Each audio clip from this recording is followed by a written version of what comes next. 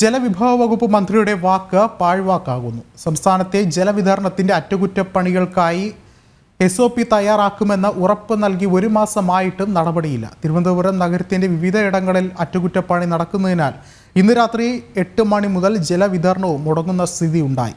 നാടിനെ മുഴുവൻ കുടിവെള്ള പ്രതിസന്ധി ഉണ്ടാക്കിയ പൈപ്പ് ലൈൻ മാറ്റി സ്ഥാപിക്കലിന് പിന്നാലെയാണ് വീണ്ടും അറ്റകുറ്റപ്പണികൾക്ക് ഒരുങ്ങുന്നത്. റെയിൽപാത ഇരട്ടിപ്പിക്കലുമായി ബന്ധപ്പെട്ട് വാട്ടർ അതോറിറ്റി നടത്തിയ നിർമ്മാണ പ്രവർത്തനത്തിലുണ്ടായ വീഴ്ച ദിവസങ്ങളോളം തലസ്ഥാന നഗരവാസികൾക്ക് കുടിവെള്ളം മുട്ടിച്ചിരുന്നു.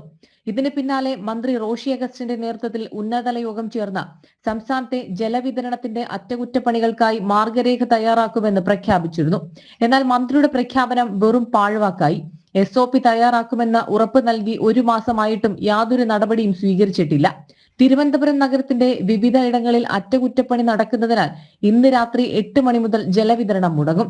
അരുവിക്കരയിൽ നിന്ന് നഗരത്തിലേക്ക് ശുദ്ധജലം കൊണ്ടുവരുന്ന പ്രധാന പൈപ്പ് ലൈനിൽ വാൽവ് തകരാറായതിനെ തുടർന്ന് പുതിയ വാൽവ് സ്ഥാപിക്കും. പേരൂർക്കട, നാലാഞ്ചിറ, വെള്ളയമ്പലം, കവടിയാർ, നന്ദൻകോട്, കുറവൻകോണം, പട്ടം, മെഡിക്കൽ കോളേജ്, ശ്രീകാര്യം തുടങ്ങിയ പ്രദേശങ്ങളിലെ ശുദ്ധജല വിതരണമാണ് തടസ്സപ്പെടുന്നത്. ആവശ്യമായ മുൻകരുതൽ സ്വീകരിക്കുന്നതിന് മുന്നോടിയായി അറ്റകുറ്റപ്പണി ആരംഭിച്ചാൽ ജനങ്ങൾ വീണ്ടും കുടിവെള്ളത്തിനായി നെട്ടോട്ടമോടേണ്ടി വരും. ജനം, തിരുവനന്തപുരം.